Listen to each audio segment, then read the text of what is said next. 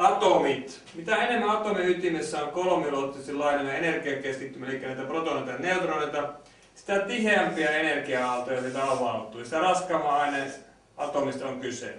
Ja ollessaan vieressä siellä on tietysti samanlaisia atomeja, joista avautuu energia-aalto.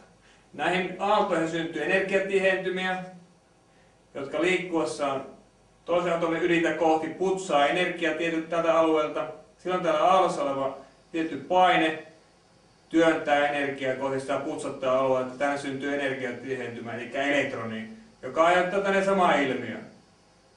Ja energia taipuu ulospäin avautuessaan kohti putsattua aluetta ja uusi elektroni.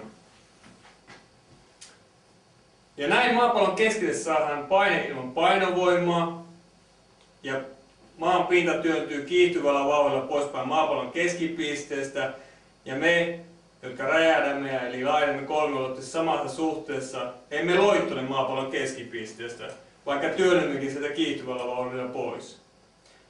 Jolloin emme tarvitse gravitaatiota painovoimaa ollenkaan selittämään tätä ilmiötä, miksi pysytään maapallon pinnalla.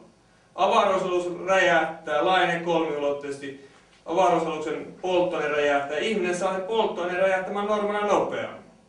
Ja näin se alus pääsee avaruuteen, pakenee. Kirjaimellisesti pakonopeus pitää saavuttaa, että päästään maanpintaan pakoon.